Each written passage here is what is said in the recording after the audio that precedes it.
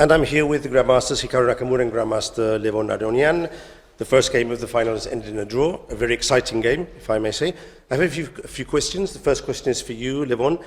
You're one of the world's leading experts in closed Ruy Lopez positions, and you have played this line many times before, both with white and with black. So I can imagine that you were quite happy to see this type of position on the board today. Oh, I'm always happy just to play chess. I don't really care what opening it is. It's a great privilege. So I think it was interesting, and I think I got a nice position after I thought Hikaru made this erroneous plan with knight h2, knight g4. Okay. Question for Hikaru.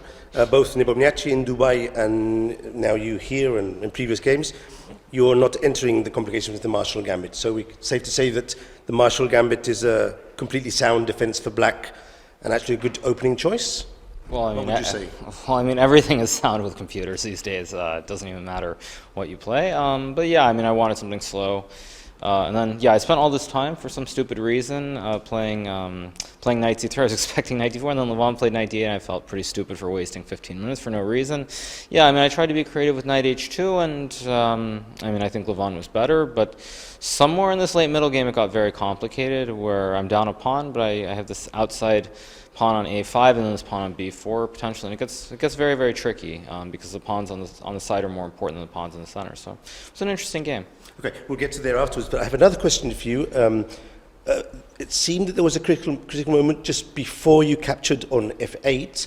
The online commentator Miroshchenko was suggesting that maybe you had missed rook d1 instead of taking on f8, but you took some minutes to capture on f8, and maybe you'd thought of playing rook d1, attacking the knight, and missed the idea with e4 and h5. Is this possible, or are you just double-checking your analysis there?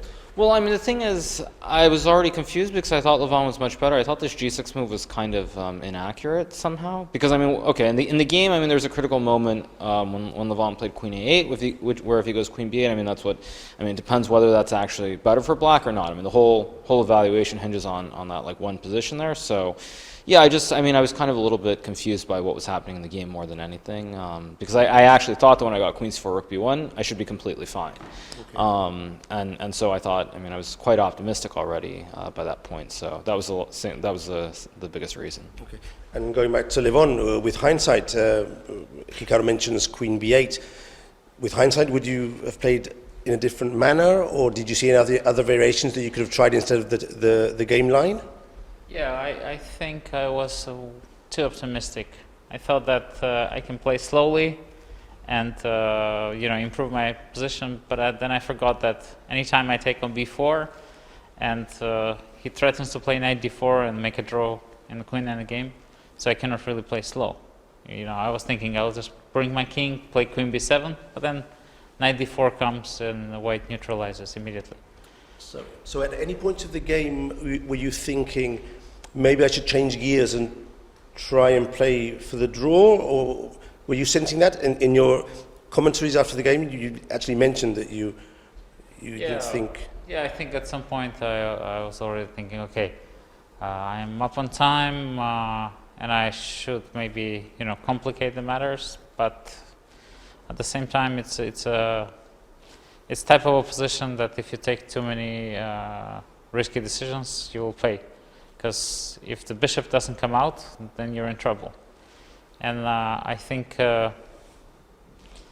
Hikaru played some very unpleasant ideas for me with this king f1 and b5.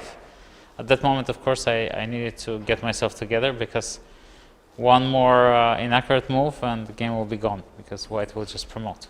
Well, that brings me to my last question for Hikaru. Around move 40, when you reached the timing control, did you actually sense that there might be some winning opportunities for you in today's game?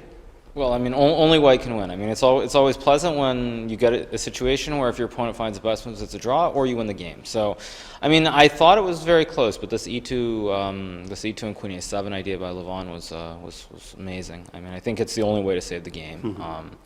yeah, so I mean, again. What about my draw for immediately? Was there a draw for?